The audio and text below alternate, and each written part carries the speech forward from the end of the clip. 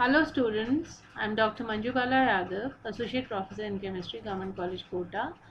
आज हम MSc third same का फिजिकल स्पेशलाइजेशन का अगला topic theory of radio activity disintegration पढ़ेंगे।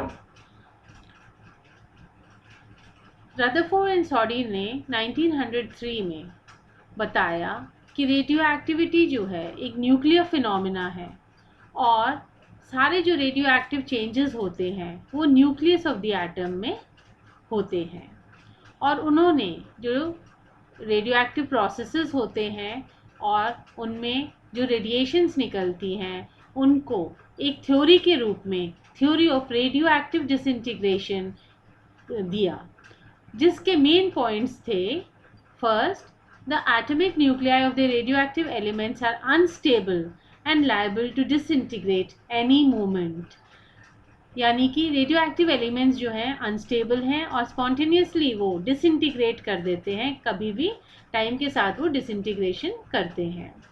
हमने पहले भी पढ़ा था कि जो नेचुरली अकरिंग आइसोटोप्स हैं वो 274 होते हैं। स्टेबल आइसोटोप्स हम जिनको मानते हैं जिनकी लाइफ टाइम बहुत ज़्यादा होती है, और अनस्टेबल जो कि टाइम के साथ बहुत जल्दी डिसइंटीग्रेट करते हैं, वो रेडियो एक्टिव एलिमेंट्स हैं। टोटल 2000 जो हैं वो रेडियो एक्टिव एलिमेंट्स हम मानते हैं, including the man made ones. अब the disintegration is spontaneous that is constantly breaking, और जो रेट ऑफ ब्रेकिंग है वो एक्सटर्नल फैक्टर्स टेम्परेचर, प्रेशर या केमिकल कॉम्बिनेशन पर डिपेंड नहीं करती। थर्ड पॉइंट इज कि डिसइंटीग्रेशन जब होता है तो हमको atoms of the new elements मिलते हैं, जिनको कि हम डॉटर एलिमेंट्स बोलते हैं, और उनकी जो फिजिकल एंड केमिकल प्रॉपर्टीज होगी वो पेरेंट एलिमेंट से डिफरेंट होगी। और ड्यूरिंग डिसइंटीग्रेशन आइदर अल्फा और beta particles are emitted from the nucleus. सबसे पहले हम अल्फा एमिशन देखेंगे। तो अल्फा एमिशन में हमें पता है अल्फा पार्टिकल क्या होता है। It is a helium particle. 2He4 यानी कि 2 उसका एटॉमिक नंबर है और 4 उसका मास नंबर है। तो जब कोई भी न्यूक्लियर रिएक्शन हो रही है और उसमें अल्फा पार्टिकल एमिट होता है, तो इसका मतलब जो नया डॉटर एलिमेंट बनेगा उसमें उसका एटॉमिक नंबर 2 जो है वो कम हो जाएगा और मास नंबर 4 कम हो जाएगा। यानी कि जो नया हमको डॉटर एलिमेंट मिलेगा वो पीरियोडिक टेबल में 2 पोजीशन लेफ्ट में चला जाएगा। जैसे कि हम दिखा रहे हैं कि पेरेंट एलिमेंट जिसका एटॉमिक मास जो है वो W है और नंबर Z है, उसमें से जब एक अल्फा पार्टिकल निकल जाता है तो डॉटर एलिमेंट में जो मास है वो W-4 हो जाता है और एटॉमिक नंबर Z-2 हो जाता है। और अल्फा एमिटर्स जो हैं वो रेडियम, रेडॉन, यूरेनियम और थोरियम हैं। तो nuclear disintegration process that emits alpha particles is called alpha decay. और इसका एग्जांपल अगर हम देखें तो यूरेनियम 92-238 जो है वो एक हीलियम पार्टिकल यानी कि एक अल्फा पार्टिकल निकालता है, और साथ में वो हमको दूसरा एक एलिमेंट थोरियम जिसका कि मास नंबर 4 कम है और एटॉमिक नंबर में 2 कमी है, तो वो हमको थोरियम 92-234 देता है। तो इस प्रकार से डिफरेंट जो हैं आपके न्यूक्लियस वो अल्फा डीके शो करते हैं। एक अल्फा पार्टिकल निकलता है और जो दूसरा आपका डॉटर न्यूक्लियस बनता है उसका मास नंबर 4 और एटॉमिक नंबर 2 कम हो जाता है। अब हम पढ़ेंगे what is beta particle emission. तो बीटा पार्टिकल क्या है? It is nothing but electron E-1 0, और इसका नेग्लिजिबल मास होता है। हमें पता है न्यूक्लियस के अंदर जो न्यूक्लियॉन्स हैं प्रोटॉन और न्यूट्रॉन, उनमें जो है मास सबसे अधिक, मतलब मास टोटली उनमें होता है, इलेक्ट्रॉन में नेग्लिजिबल मास होता है।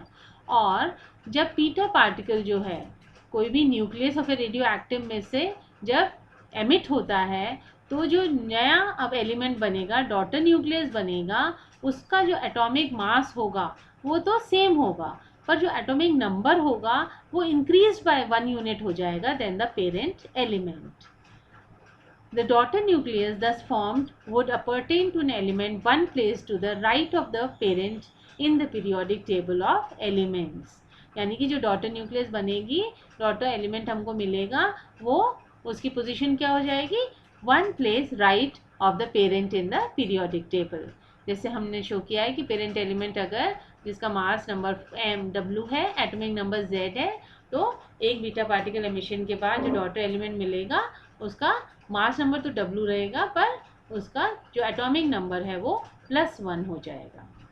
अब बच्चों, हमें सोचने की बात है कि हम कहते हैं कि न्यूक्लियस के अंदर तो सिर्फ न्यूट्रॉन और प्रोटॉन होता है, तो फिर इलेक्ट्रॉन कैसे एमिट होता है? तो इसमें हम कहते हैं कि it is the result of decay of neutron into proton and electron. Neutron जो कि 0 and 1 है वो ब्रेक होता है प्रोटॉन और इलेक्ट्रॉन में। प्रोटॉन जो है वो न्यूक्लियस में रहता है और इलेक्ट्रॉन को वो जो है बीटा पार्टिकल के रूप में एमिट कर देता है। The electron produced escapes as a beta particle leaving proton in the nucleus। और इसका एग्जाम्पल हम देखें तो थोरियम 90 234, जिसमें से एक अगर बीटा पार्टिकल निकलता है तो हमको जो डॉटर न्यूक्लियस मिलता है वो प्रोटैक्टिनियम, जिसका कि एटॉमिक नंबर 1 बढ़ गया 91 234, क्योंकि हमेशा रिएक्टेंट्स और प्रोडक्ट्स जो है उनका कंजर्वेशन ऑफ मास तो इक्वल रहेगा, तो क्यों यहाँ पर आपका एक बीटा पार्टिकल निकल रहा है, इसलिए जो प्रोटैक्टिनियम है उसका मास जो है 91 है। अब हम पढ़ेंगे गामा रे एमिशन। तो हम कहते हैं कि न्यूक्लियर केमिस्ट्री में जितने भी मतलब न्यूक्लियर रिएक्शंस होते हैं उन सब में एनर्जी रिलीज होती है in form of gamma radiation, पर हम मतलब उसको हर जगह शो नहीं करते हैं, बट इट इज़ अ मतलब नेचुरल प्रोसेस कि उसमें से एनर्जी गामा रेडिएशंस के रूप में निकलेगी। तो गामा, जिसको कि हम इस सिंबल से रिप्रेजेंट करते हैं, it is a penetrating electromagnetic radiation arising from the radioactive decay of atomic nuclei. It consists of the shortest wavelength electromagnetic waves and so imparts the highest photon energy. Gamma rays are emitted due to secondary effects. The excess of energy is released in the form of gamma rays. Thus, gamma rays arise from energy rearrangements in the nucleus. Gamma rays जो है वो nucleus के अंदर जो energy के rearrangements हैं उनसे निकल रही है। जैसे कि हम जब सारा अपना इलेक्ट्रोमैग्नेटिक रेडिएशंस को पढ़ते हैं तो हम देखते हैं कि सबसे पहले हमारे पास गामा रेडिएशन आती है, फिर एक्स रेज, फिर UV, visible, and then IR and then radio waves. तो शुरू में जो है आपकी गामा रे उसकी सबसे कम वेवलेंथ होती है, यानी कि वो सबसे ज़्यादा एनर्जी वाली रेडिएशन होती है। So gamma rays are the shortest wavelength of electromagnetic waves and they impart the highest photon energy. अब gamma rays are short wavelength electromagnetic radiations with no charge and no mass. Their emission from a radioactive element does not produce new element. यहाँ पर जो है ना उनके पास charge है, ना ही gamma radiation के पास कोई मास है, इसलिए उनके एमिशन के बाद जो रेडियो एक्टिव एलिमेंट जो है वो मतलब कोई नया एलिमेंट नहीं बनाएगा, केवल रेडिएशन मतलब एनर्जी के फॉर्म में ही निकलेगी। Gamma rays from radioactive decay are in the energy range from a few kilo electron volts to approximately 8 mega electron volts, corresponding to the typical energy levels in nuclei with reasonably long lifetimes. अब अगर हम gamma जो हमारी radiations निकलती हैं उनका process हम देखें तो हम एग्जाम्पल ले रहे हैं कोबाल्ट 2760, जो कि हमको निकल 2860 दे रहा है और एक बीटा पार्टिकल निकल रहा है और साथ में गामा रेडिएशंस निकल रही हैं। तो इसमें जो हम नीचे ग्राफ में भी देख सकते हैं, हमने जो बनाया हुआ है कि कोबाल्ट से आपको निकल जो है वो मिल गया है और ये जो एक्साइटेड स्टेट में मिलता है, ये जो निकल है ये एक्साइटेड स्टेट में होता है और ये एक्साइटेड जो निकल है जब ग्राउंड स्टेट पे जाता है तो ये एनर्जी जो है वो रिलीज करता जाता है। तो फ्रीक्वेंटली हम कहते हैं कि सबसे पहले cobalt 60 decays to excited nickel 60 by beta decay emission of an electron of 0.31 MeV. Then the excited nickel 60 decays to the ground state by emitting gamma rays in succession of 1.17 MeV followed by 1.33 MeV. This path is followed 99.88% of the time. तो हम बता रहे हैं कि सबसे पहले cobalt जिसका atomic number 27 है और 60 मास नंबर है, वो हमको जो है 0.31 MeV एनर्जी जो है वो एमिट करता है और बीटा डीके इमिशन होता है ऑफ एन इलेक्ट्रॉन, और साथ में हमको क्या मिल जाएगा, निकल 2860 मिल जाएगा। अब ये जो है ये एक्साइटेड स्टेट में ग्राउंड स्टेट में जाएगा और सक्सेशन 2 स्टेप्स में पहले 1.17 MeV एनर्जी एमिट करेगा और फिर 1.33 MeV एनर्जी एमिट करेगा। इसका अगर हम दूसरा एग्जाम्पल देखें तो हमारे पास यूरेनियम 92-238 है, जिसमें कि हम कहते हैं कि एक तो हीलियम पार्टिकल आपका जो अल्फा पार्टिकल है निकलता है, और इसलिए थोरियम जो है वो 92-234 हो गया, और साथ में 2 गामा रेडिएशंस भी इसमें आपको निकल रही हैं। 2 gamma rays of different energies are emitted in addition to the alpha particles. अब यहाँ पर अगर हम देखें तो हमारे पास हम तीनों को अल्फ़ा बीटा गामा इन तीनों को हमने एक साथ कंपाइल किया है। अल्फ़ा क्या है 2He4, बीटा क्या है -1 बीटा 0, और गामा क्या है नो चार्ज एंड नो मतलब उसमें कोई मास नहीं है। हमने इक्वेशन के रूप में आपको अल्फ़ा डीके बता दिया, पहले भी बता दिया। बीटा डीके में अल्फ़ा डीके में जो है 2 पोजीशन लेफ्ट में चला जाएगा पीरियोडिक टेबल में, बीटा डीके में 1 पोजीशन राइट में चला जाएगा, और गामा में कोई नया एलिमेंट नहीं बनेगा। तो ये हमने इसमें शो किया है। गामा रे जो है बस एक रेडिएशन के रूप में, कोई उसमें पार्टिकल जो है नहीं निकलता है। अब अगर हम इनकी और प्रॉपर्टीज़ देखें अल्फ़ा बीटा गामा की, तो हम देख रहे हैं कि मास जो है अल्फ़ा का सबसे ज़्यादा है, बीटा का उससे कम है काफ़ी, और गामा में कोई मास नहीं होता। अल्फ़ा पार्टिकल का सबसे ज़्यादा मास है, इसलिए सबसे ज़्यादा इसमें आयनाइजिंग जो है पावर है, और इसकी जो पेनिट्रेटिंग पावर है इसलिए बहुत कम है।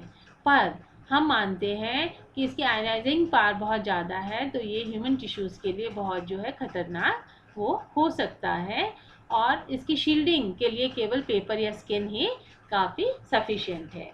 तो अगर किसी तरह से अल्फ़ा पार्टिकल हमारे शरीर में चले जाते हैं कोई एक्सप्लोजन से या कोई लीकेज से, तो वहाँ पर ये बहुत ज़्यादा डिज़ास्ट्रस शो हो सकता है। अब हम बीटा पार्टिकल में देखें तो इसका जो रेंज है पेनिट्रेटिंग पावर और आयनाइजिंग पावर वो दोनों ही इंटरमीडिएट है, और इसकी शील्डिंग हम मानते हैं कि 1/4 इंच ऑफ एल्यूमिनियम अगर हम लें तो वो इसको शील्ड करने में मतलब कामयाब होगा। गामा रेडिएशन में बहुत ज़्यादा पेनिट्रेटिंग पावर है और बहुत कम आयनाइजिंग पावर है, और हमें पता है जो गामा रेडिएशंस हैं वो जो कैंसर सेल्स के जो क्योर के लिए रेडियोथेरेपी वगैरह में यूज़ होती हैं। और इसमें 2 इंचेस लेड जो है काफ़ी हैवी होता है, इसका 2 इंचेस जो है वो इसको रोकने में समर्थ होता है। अब हम स्पेशल केस अगर देखें जो है आपका एक एग्जाम्पल हम ले रहे हैं, जिसमें कि हम कह रहे हैं एक तो अल्फ़ा पार्टिकल निकल रहा है और 2 बीटा पार्टिकल निकल रहे हैं, तो जो रिजल्टिंग न्यूक्लियस होगा it possesses the same atomic number but atomic mass is less bye 4 units, है ना। क्योंकि अल्फ़ा में हम क्या कह रहे हैं, चेंज क्या आता है, एटॉमिक नंबर में 2 आता है और मास नंबर में 4 आता है, और साथ में अब हम 2 बीटा पार्टिकल्स भी निकाल रहे हैं, तो जो 2 कमी आई आपके एटॉमिक नंबर में वो उसको उन्होंने पूर्ति कर दी। तो एटॉमिक नंबर में तो कोई चेंज नहीं आएगा, पर मास नंबर में it will be less bye 4 units. तो अगर हम ए से शुरू कर रहे हैं जिसका एटॉमिक नंबर Z है, मास नंबर W है, तो Z-2 W-4 जो बी आपका फर्स्ट जो चेंज आया अल्फ़ा पार्टिकल एमिशन के बाद, फिर एक बीटा निकला तो आपका जो है Z-1 हो गया, और C जो बना और मास W-4 ही रहेगा, और जब सेकेंड बीटा पार्टिकल निकला तो आपका एटॉमिक नंबर जो है Z हो जाएगा, यानी कि सेम जो आपका A का जो एटॉमिक नंबर था। और इनको हम इसलिए A एंड D क्या हैं, आइसोटोप्स हैं। आइसोटोप्स हमें पता है जिसमें कि सेम एटॉमिक नंबर आपका होता है पर डिफरेंट मास नंबर होते हैं। तो radioactive transformation of this type always produces N isotope of the parent element. इस प्रकार से बच्चों हम देख सकते हैं कि न्यूक्लियर केमिस्ट्री में जो भी ट्रांसफॉर्मेशंस होते हैं वो बेसिकली अल्फ़ा और बीटा और गामा जो रेडिएशन से alpha beta particle and gamma radiation ये हमको पढ़ने को मिलता है। Thank you.